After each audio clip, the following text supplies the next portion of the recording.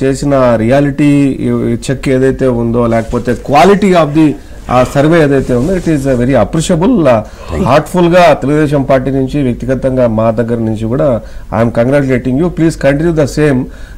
ఇందాక పెద్దలు మాట్లాడింది కూడా ఏంటంటే ఒక ఇష్యూస్ బేస్డ్ మీద కొద్దిగా ఎట్లా ఉంది అని ఒక సలహాలు ఇవ్వడం కూడా అది తెలుగుదేశం స్వీకరించడం అని తెలుగుదేశం పార్టీకి ఉన్నటువంటి అలవాటు.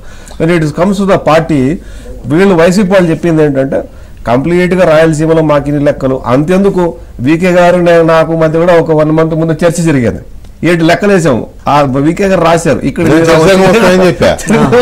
టీడీపీకి సగం వైసీపీ సగం వస్తాయంటే రావని రావు ఇట్లా ఇట్లా రావు అట్లా రావు ఎందుకు రావు అంటే ఇట్లా ఉంది అక్కడ అంటే సమ్టైమ్ నాకున్న ఆలోచన అనంతపురంలో ఒకటి తప్ప అన్ని వస్తాయని చెప్పానా మీరు సగం వస్తాయి అన్నారు సగం వస్తాయన్నారు ఇప్పుడు అన్ని వచ్చినాయి ఒక ధర్మవరం తప్ప అన్ని వచ్చాయి. అయితే ఆయన ఆలోచన తప్పే నా ఆలోచన తప్పే.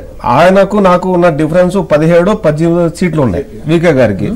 కాకపోతే ఇక్కడ ఏంటంటే మాకున్న సీట్లు వేరియేషన్ కంటే మా ఇద్దరి మధ్య వ్యక్తిగతంగా జరిగినట్టు సంభాషణ సీట్ల కంటే కూడా ఓవరాల్ గా 175 కంటే 175 లో అంతకంటే తక్కువ వచ్చింది వైసీపీకి.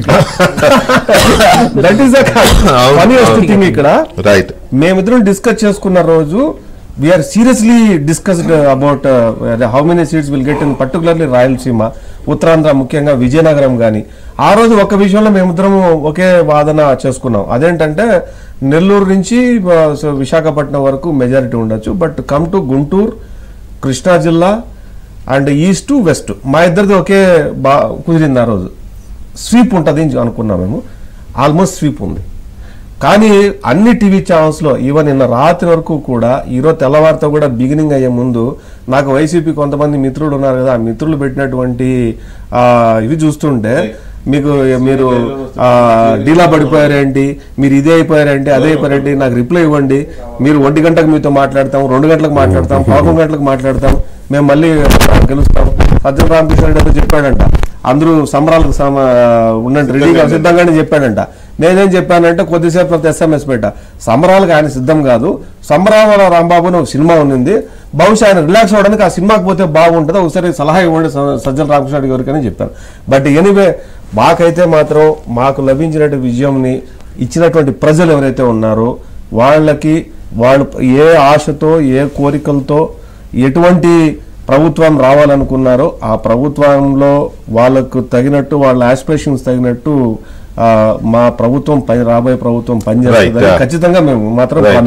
విక్రమ్ గారు ఓవరాల్ గా మనం ఇది చూసినప్పుడు అల్టిమేట్ గా అభివృద్ధి అనేదే ప్రజలు కోరుకుంటారు.